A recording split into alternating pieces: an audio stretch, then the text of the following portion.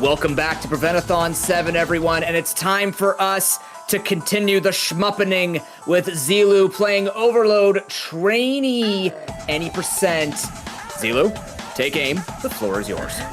Thank you very much, Noob. Hi, everyone. I'm Zelo, Zello, however you want to say it. Never matters to me. This is Overload. This is a great FPS, 6 Degrees of Freedom first-person shooter made by Revival Productions back in 2018. Anybody who's familiar with the Descent series might see it looks a little bit similar to that. Well, that's because many of the original devs of the Descent games worked on Overload. So this is kind of its spiritual successor, which is really, really fun.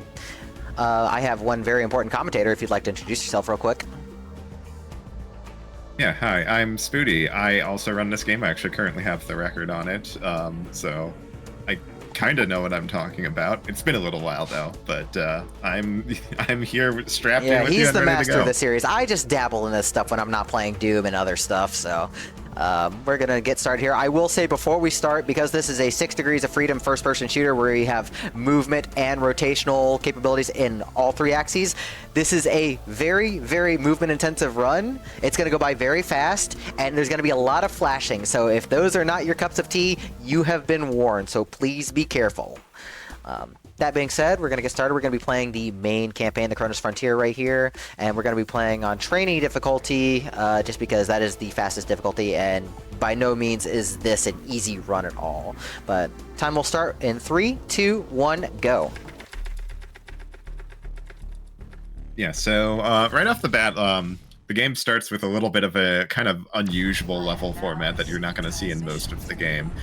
This is just a search and destroy mission. We're going to be with, the story is like, oh, this whole mining operation on the moons of Saturn has suddenly gone dark, and all of the worker and security robots on it have gone rogue, and you got to go in and purge them. And like as you go through the different facilities, you get more information, you know, audio logs and such explaining what happened.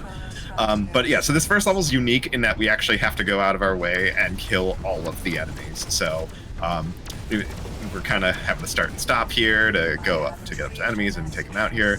Pretty basic weapons. We've just got the basic impulse lasers and Falcon missiles and missile pods.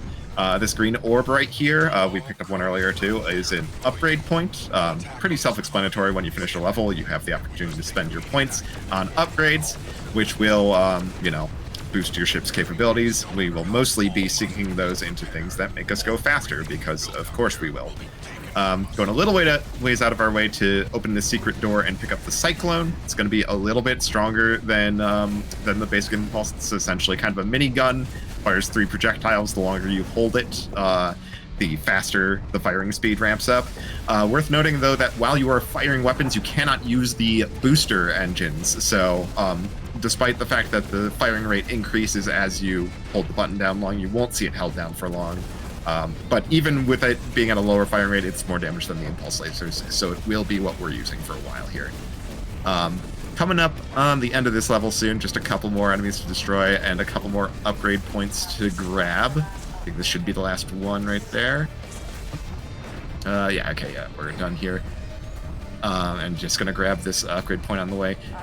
Oh, I see, you have the, you don't have the subtitles on. No, I turned them off. Just easier for me. Okay, yeah. So yeah, once you destroy all the enemies, the computer on board the mothership tells you that like there's interference and you need to go to the surface to teleport out. So you do that. We can barely shoot that switch that's facing outward from the starting position to open up that secret door for another upgrade point. Yeah, after level 1, we grabbed in that really quick menu back there, we grabbed the flight speed upgrade, which pretty much exactly what it says on the tin, just increases movement speed slightly. Obviously, in a speed run, it's good to get that as soon as possible. It's just going to make everything a little quicker. And this second level is where we're going to be seeing the kind of tried and true formula that, if you're familiar with Descent, you've seen over and over again, and it's they've brought it back here, and we'll be seeing it for most of the rest of the game. Rather than having to destroy each individual robot, the infection's gotten out of hand. The only solution is to just melt down the facilities in their entirety. So we're gonna rush to the reactor cores, overload it, which means just shooting it a lot, And hey, that's the name of the game right there. I maxed out my boost meter as I was picking up and- that overdrive. That sucks. Oh, that's unfortunate. Where am I? I'm disoriented. And This then- game's very disoriented, as you can tell if you get turned around. Yeah, so once we overload the reactor, just gotta escape before the facility melts down. But yeah, Zeal grabbed an overdrive power up there. Overdrive gives you infinite boost and also increases the firing rate of all of your weapons and makes them fully automatic. We grab another one right there just for the infinite boost on the escape here. So yeah, that meter where the overdrive meter is down at the bottom in the center of the UI, normally that's your boost meter. When it fills all the way up, your booster overheats and you have to let it cool off for a while. Generally, we're going to be trying to avoid letting that happen. Unfortunately, while you do get infinite boost from overdrive, if you are in the cooldown period for an overheat, you still have to wait out that cooldown. So kind of unlucky that Zelo accidentally just went barely over into overheat range as he grabbed that overdrive. We grabbed the boost speed upgrade level going into the 3rd level here. So, you know, again, straightforward. It's going to make this make these little boosts that we're seeing just a little faster, save more time, and, you know, grab upgrade points as convenient along the way. The last level also introduced the level access codes, these blue rotating rings. So yeah, most levels will have these. You need them to unlock certain doors, generally heading towards the reactor core. Just 2 in this level in this case, and we're just going to head down this shaft, and there's a secret overdrive over here, I believe, right here. that we'll pick up here just for infinite boost and for, you know, again, that damage increase from faster firing primary. You also get unlimited energy. The 2nd gauge from the top in the center UI there is your energy. Your primary weapon takes it, but if you have overdrive, it doesn't cost anything. Generally, energy is not going to be a concern in this run. Trainee difficulty means that you've got plenty of resources to spare on that front. That said, the armor resource, which is the top blue gauge, that will be relevant at some points, even at trainee difficulty with how much we're ignoring combat as much as possible. There are some moments where death is very much possible despite playing on the easiest difficulty. Yeah, especially in levels like Harbor, it's very difficult to manage the boost gauge and your shields and everything all at the same time. There's a lot I'm looking at the entire time. Yeah, so, yeah, on the subject of boost, we grabbed the boost cooling upgrade there, which just, I believe, speeds up the recovery on the booster gauge down there, which, you know, just increases the amount of time you can spend boosting, just for a little bit more extra speed. And this level it's really easy to get lost in. These, like, more cave type levels where there's a lot of these just, like, dark rock walls with no, you know, like, electric lights or anything can be really easy to lose your orientation in, but Zelo's doing a great job of keeping everything on the level here. Can you talk about the smash attack real quick and why it can be good and bad? Oh yeah, so yeah, the constant flash we're seeing whenever he's boosting, that is actually what is called a smash attack. We just saw it smash into that scorpion or that clawbot. So you do get a little bit of a speed boost whenever you execute a smash attack, but it will try to lock on your trajectory to any enemies that are, like, within your crosshair. So it can be you generally don't want to actually smash into enemies. But when it does lock onto an enemy, it does give you a substantial speed boost. So sometimes it can be good, like, especially if you can somehow set it up such that you smash attack at something and it dies before you actually connect. You get a big speed boost from that, but it's really hard to reliably set up since, again, you can't fire any weapons while you're boosting. But yeah, a lot of times, sometimes it'll just, like, there'll just be an enemy that's not where you actually want to go, that's considered barely in your crossover, and you just go careening off course into an enemy you don't want to it's unfortunate. be fighting. We got our first lockdown coming up right here. There's a few of those in the game, but we got to get all these 3 keys. There's several of them just kind of strewn around. The lockdown just happens to be where the 2nd key is. Yeah. We also grabbed our first super upgrade point back there. We'll be grabbing a couple in this level. There are a few upgrades that have a 2nd level of power available to them. Those all need super upgrade points to do. So yeah, this is the first level where there's a good one to grab. And this is our first lockdown room. So yeah, basically these are just an arena section where you have to clear all enemies from it. The spawn order, the spawn locations for all the enemies is fixed, but the order is random. So there's a little bit of RNG here. There's, like, one particular spawn that you want the spawn that's closest to the exit point be the last one that spawns. That'll save you some time. Yeah, overall pretty well handled lockdown there. Getting a little bit low on armor here, but there's not too many threatening enemies from here on out, and there is an invulnerability pickup available before our boss fight, which yeah, there is a boss fight every 5 levels. Game's essentially separated into 3 different chapters. This first one is like a bunch of mines on like all of the smaller moons, and then the second chapter is all completely just on Titan, the largest moon. And then the third chapter, well, you know, we'll get into that when we get there. So yeah, just got to go down this spiral rock area, and there's that gold orb is the invulnerability. Does exactly what it says on the tin. There's also an overdrive pickup in this boss arena here, which we will of course be utilizing to its full potential, just to really unload everything we got. It is a 2-phase boss though, so once this finishes exploding, we also have to take out the core, and yeah, just like that, it's down. I also want to push quickly. the core here because it does drop a super upgrade point when it explodes. I want to grab that on the way out after I grab this other super upgrade point. Yeah, so just kind of pushing it as close to the exit as possible, so that yeah, when the overload starts and all the doors unlock, and you grab that one super upgrade point, the one from the boss is as close to on the way as possible. And that's going to be the first chapter done. So we're already about a third of the way through the game. And those super upgrade points are going to allow us to buy flight speed plus, and then we sync our regular upgrade points into item duration, which doubles the length of any temporary power-ups. So that's the overdrive and the invulnerability we've already seen, as well as the cloak, which we haven't seen yet, and we never will see, because that's the whole point of it. Ha! I see what you did there. I see. I'm in all seriousness, I think Zelo probably will be grabbing a safety cloak in one of the later levels, but you know, more on that when we get to it. So we've started the Titan levels, which is you know, where we you know, if you had the like dialogue and cutscenes enabled, you'd start to get some more information about what's going on. That yeah, like the CEO of the company that manages all these mines kind of like gave conflicting stories to the heads of each of these facilities, saying that he expects an attack to come in, and for that everyone needs to be ready. Here on Titan, though, is where he had a bunch of them all working on some sort of project. They all were assigned a piece of some unknown, mysterious project and not told what it's going towards, just that it's a top secret project they all need to keep under wraps. So, you know, who would have known the big CEO of the megacorp is maybe a little bit of a shady guy, you know, in this sci-fi dystopia game. Who would have thought? I really wish I grabbed that extra armor because this last room is actually a little bit scary. Yeah, grabbing an overdrive there, which does, you know, the extra movement and projectile speed from the from overdrive does kind of help give some safety in itself in the form of just evading damage. All right, we're good. But yeah, grabbing it and then the super upgrade on the way out. I believe as you progress through the game, the reactors do get more and more health. So you did see that reactor took quite a bit of time to take down compared to the first couple.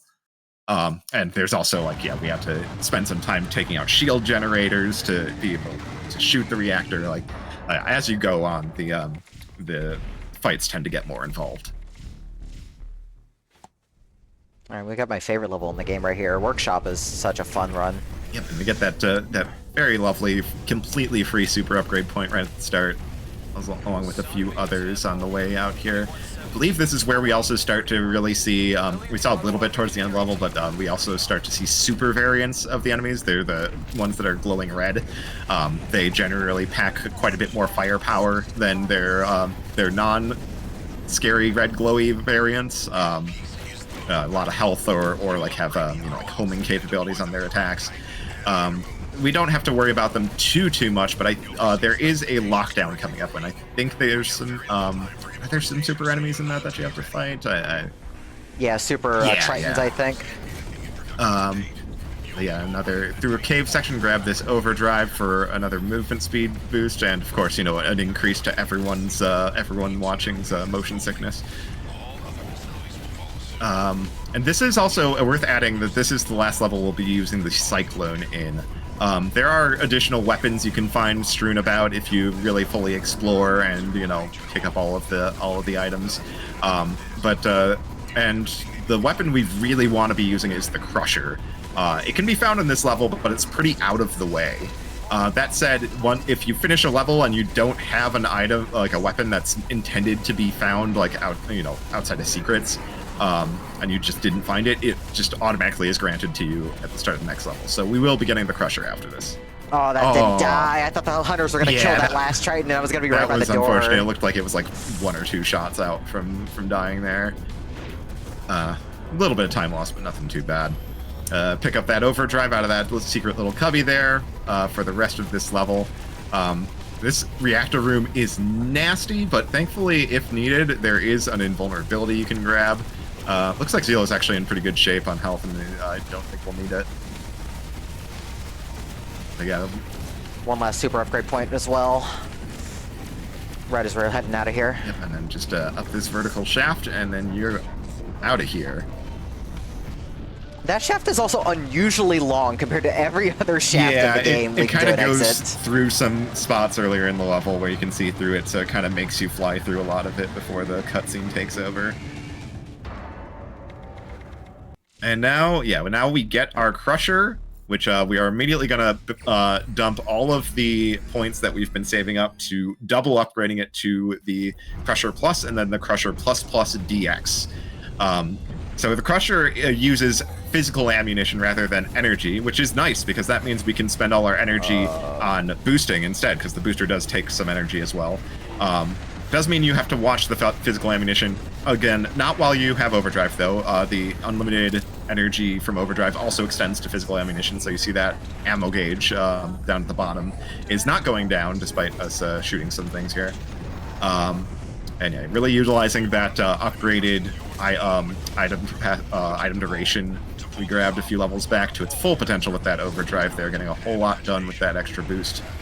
And yeah, this level, another one that's pretty easy to get disoriented and lost in with all of the just nondescript gray cave walls on it. But Zealo keeping his bearings pretty well, grabbing that invulnerability by the access key, which is very handy. This reactor room is kind of a pain without invulnerability. And you can see just how fast the Crusher DX with well, actually, no, we don't have overdrive. Shreds through reactors. You'll see how fast it shreds through things when we have overdrive and can and it becomes a fully automatic fire. It will absolutely shred the second chapter boss.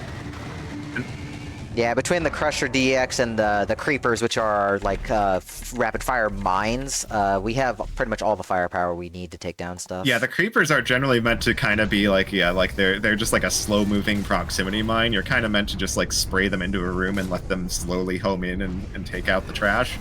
But if you just get point blank in front of the reactors and unload them, they'll just, while they're still, before their movement speed wraps up, they'll just kind of slide right into the reactor and deal a ton of damage with that fire rate. Yeah, so we're coming up on, this is level 9 here. This introduces another primary weapon. We saw it in that cage right there that we just flew past, which is actually, we're not really going to be using it that much. We're not going to be using it as a weapon, but it is important story-wise. It is a weapon that is developed from some mysterious technology that Cantor, the CEO, introduced to the engineering department. And, he had them harness this strange energy source to produce a weapon for reasons that he wouldn't explain to them. And that will become important in a few levels from now. For now, it's pretty much more of the same. We're just going to be flying through, grabbing the access keys, minimizing the damage we take from these pesky super enemies as much as possible, trying to keep our bearings in this very dark cave section. And there we go, finding the reactor. Yeah, Noob, if you got anything to say, that was like the only good time for it. Yeah, I'm just gonna wipe my eyes for a quick second here. I kept staring. That was a mistake. I just want to remind everybody that we are still working towards that Super Mario Bros. Upgrade to the run, where we are trying to achieve the second quest for Plus. We're currently at $115 over 200 out of the 200 that we need, so we're getting closer. You got about an hour left. Make sure when you are donating that you're choosing that and that we get there as soon as we can so that GTAs can be prepared for a much more exciting run. Zelo, can I ask you a quick Yes. question or no? Very, very quick. Where are you looking on the screen right now? Everywhere. Literally everywhere. So, anyways, this is actually the one level in the game where I'm most likely to die. Spoody can explain why. Okay. So yeah, we did see a little bit of them. They got introduced back in level 5, I believe. Ooh, that was kind of a rough exit from that key. Yeah, that sucked. They were introduced back in level 5, but there's these he just shot one right there. The golem. You can see.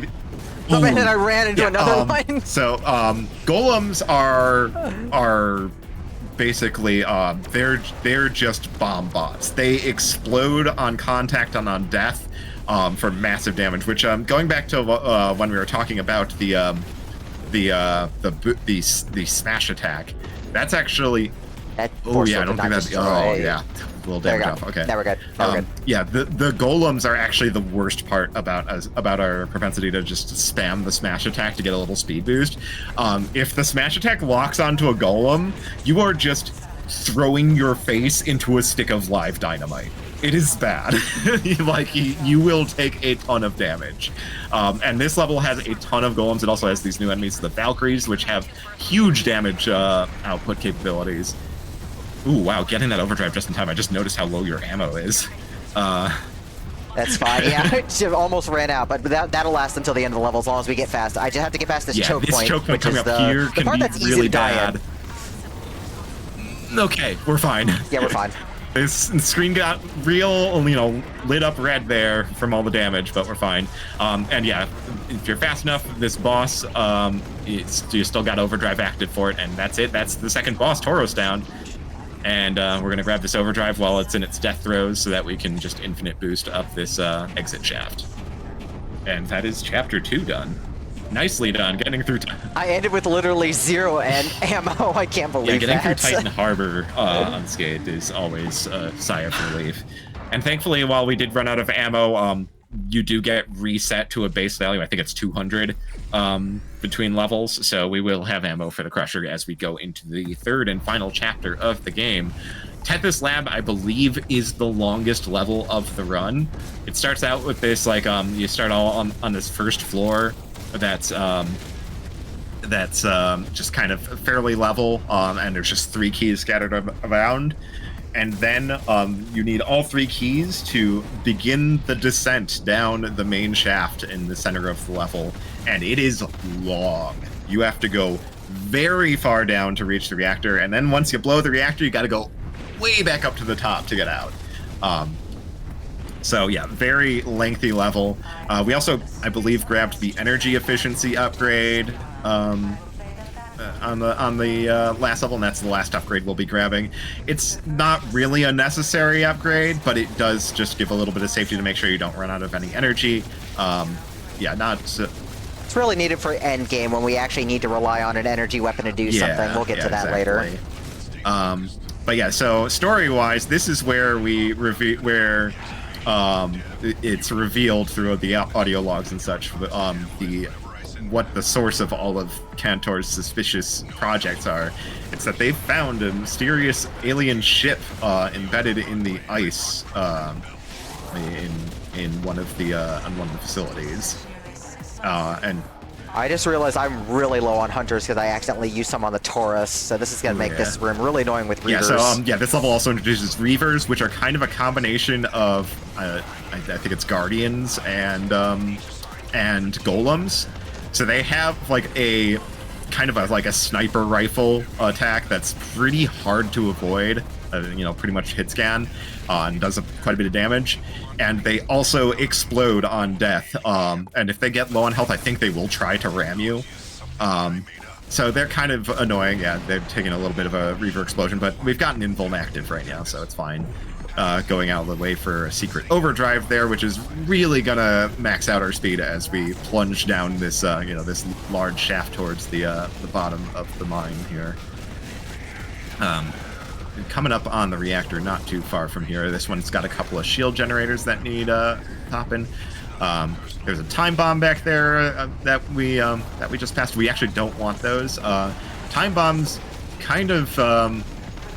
They're a really cool weapon. When they explode, they slow down time that is bad for us here, though, because we don't want to be in slow motion. Slow motion is, well, slow. So you're not going to see any of those used unless by accident. Where am I going? Oh, getting a little disoriented there, trying to go up the wrong grate there. But Longest shaft in the game, like we said. Wow, that choke point's crowded. Okay, gets through it though. And you brought a Gorgon up the shaft with you too. Did you an armor? Maybe I wanted some research and development on him. You never know. Did the game pick up that armor pickup it dropped as you were flying? It might have. All right. Anyways, we're not going to be destroying any more reactors for a while. You want to explain why? So this is Enceladus, and it kind of baits you into thinking it's going to be the same as usual by showing the emergency exit right at the start of the level. That emergency exit is not up to code. It does open when you hit the end of level condition, but if you fly all the way back up to it, there is nothing in there. It is a closet. This facility. So it really is not this OSHA facility, I don't know how they're allowed to operate like this. Oh, and we get a cloak device drop. That's nice. But yeah, this level also introduces cloaked bots. And I see you're running with the filter settings that make them a little easier to see, give them that kind of purple hue. So, generally the cloak's not going to be too much of a problem here since we've got those settings enabled. But the cloaked bots have a chance of dropping a cloaking device, which, gives us temporary invisibility, makes it a lot easier to fly around without drawing too much aggro. In general, it's by far the least useful of the 3 power-up types, but it still definitely helps matters a little bit here. It's actually what we don't want right here, because we want enemies to aggro us, because we've got another lockdown coming up. Yeah, one of the, I believe the last official lockdown of the game. There's one more. And I picked one up by accident. Great. The first enemy dropped a cloak. Yeah, we also have to take out the shield generator while doing this. But yeah, this lockdown room is kind of scattered with a lot of geometry that just kind of blocks lines of sight to certain angles. So you don't really want a cloak because you want the enemies to get aggressive with you and come to you if you can. But yeah, just unlucky getting a cloak drop that just flew right into them. But there's the last one that will open up the way. And yeah, we'll grab this last key, which will give us access to the final area, this level where there's a big arena with a whole bunch of shield generators we gotta take out. I believe there's an overdrive on the way here. Yeah, we just grabbed that, and that's gonna make the rest of this level very, very fast, as always. Just head down this shaft and pop these shield generators. There are so many enemies in this room that are so dangerous, so we just want to be in and out of this area as fast as possible. And yeah, that's all 3 of them. And then we find the alien ship that was embedded in the ice here, and as we do, a portal opens up in the back of it that threatens to destabilize the entire facility, and there's, I think we tend to get to it before the countdown on the screen even shows up. And thus begins the very dangerous and very scary alien levels, where we get introduced to a whole bunch of new enemy types that have not shown up at all and are so much deadlier than everything else. This is also where that Thunderbolt weapon that I mentioned back in level 9 comes into play. So that's a weapon created by a power source from this alien civilization, and we need that alien energy to power any locks and switches to open up doors. So we will be using the Thunderbolt here to hit these switches and open up doors to progress. It does mean, yeah, you won't be seeing a lot of Crusher use until we get to the final boss in a few levels. We'll just be trying to blow past these enemies as much as possible. Yeah, some of them have another weapon, which we will be getting one of our own soon in a couple of levels, called the Lancer. The Lancer is an extremely high velocity laser weapon, very hard to dodge reliably. And much better at turning these things on. These big switches need 5 shots from the Thunderbolt here. And every time we power one of these up, more enemies spawn in. So this room can be a little scary. You're going to see Zelo kind of wheeling around a little bit just to try and dodge enemy fire that's coming his way as he powers these up. And there we go. Activating the portal and going on to Lyranicus. Yep, there we go. 102 is a really good in-game time for that level, because that thing is scary fast. But so is this. Yeah, so we really start to see a lot of the enemies that have those Lancers. And yeah, if you've got the audio logs and subtitles on, this is also where you get contacted by Cantor, the CEO, as he starts to merge with the kind of like kind of, I guess, like eldritch horror alien overlords, and begins to lose his mind and his sense of self. So we're going to be going a little out of the way here for this overdrive, and there's our Lancer. This is what we're going to be using to power up any of these remaining switches, and you can see that it's the projectiles are much faster moving on this than the Thunderbolt. Got the cloak that I needed. Yeah, slight side trip there into a fake wall there to pick up a cloaking device to make this last sequence a little safer. It's this big hub with 4 branching paths. You got to power up each one to activate the exit portal. So yeah, with the cloaking device, it's going to make damage a lot more avoidable. Enemies can still react to you when you shoot or boost, but their aiming is going to be very limited in its accuracy, so makes it a little easier to get through. Yeah, here. enemies also like to teleport, and they can teleport in front of you, so the cloak also keeps them away from me so I don't accidentally smash attack into them. So that was a really good Loranicus there. And we're coming up on the final boss. Volplay is pretty much just like one big spheroid map that's all centered around this boss arena in the center. We have, I want to say it's 8 switches that we need to power up real quick here, scattered throughout the area. There's also a secret hidden in the floor of this room right here that has an invulnerability. Oh my god, the that's lag. Yeah, this game, the engine can literally not handle all the effects happening on its screen, even with my PC. Like, this level just is that laggy. I promise stream is not destroyed yet. Okay, Zelo actually elected to skip the invulnerability. So, it's spicy. It looks like it's going to work out just fine. But I respect that. This should be the last lock that we need to grab, and we're going to go into the boss. There's an overdrive available in the fake wall right up here. And it's pretty much just more of the same. Just get in its face and hold your fire buttons until it dies. And there we go. Grab some extra health in case enemies teleport in so they don't bash me. Oh god. Yep. Oh! Let's get out of here. Please let me out. Please let me out. That enemy tried to block the portal. That was so close. So the final boss is gone, but there is one final kind of epilogue level. So yeah, a portal has been opened back to Ymir, the first level, and the alien ships are starting to pour in, and you need to stop it.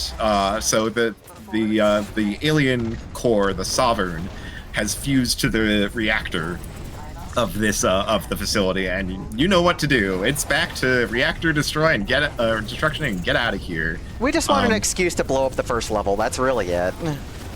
Now, if you take your time and explore the levels and rescue all the hostages, this is where the hostages come up with the idea to build an improvised nuke to fire at the station to take it out. And, you destroy the Sovereign and everything's great. But since we didn't bother with that, we left all the hostages in the cryotubes to die as we destroyed every facility. We don't have that help, so the ship's onboard computer is just like, I'm just going to try ramming it. Just get out of there before I ram it. Speaking of getting out, time's coming up right when I escape the facility in 3, 2, 1, and at time. Yeah, that's time. And so, yeah, that's going to be, that's the bad ending. The ship crashes into the moon. The facility's destroyed, but we're left with some post cutscenes of a reconnaissance mission finds the wreckage, and there's some mysterious object in the remains that they're going to take back for study, and you kind of get the ominous cliffhanger. Yeah. You can play through if you want to see that, but let's just go ahead and have a look at our in-game time right here. 31:03 is pretty good. That's not too far off of PB.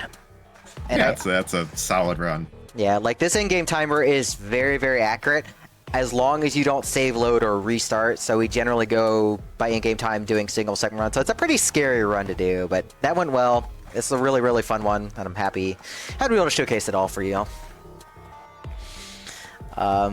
If you ever want to get into this game either casually or as a speed run, contact me or Spooty, because we can hook you up and get you everything you need. This is a really fun game. It's one of the most fun modern retro shooters for a single player campaign that I've played. So I think it's really worth the time if you can put up with the 3D movement and everything.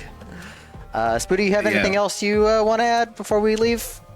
Yeah, for sure. Just a quick shout out, to Revival Studios. They're not really around anymore, but there are also a couple of DLC campaigns which had a heavy community involvement in the level design, which is always really fun to see. The devs being so involved with the community, and I appreciated them for what they did for the community while this was still in active development. It was a lot of fun. And of course, shout outs to you. Always happy to commentate for this. It's a game that I think didn't get the amount of love it really deserved back when it launched, and I'm always happy to see it getting some more screen time. Yeah, thank you, Sweetie. Yeah, this came out at the very beginning of like the retro boomer shooter era, with this and Dusk and stuff in 2018, and I think this is still a very polished game.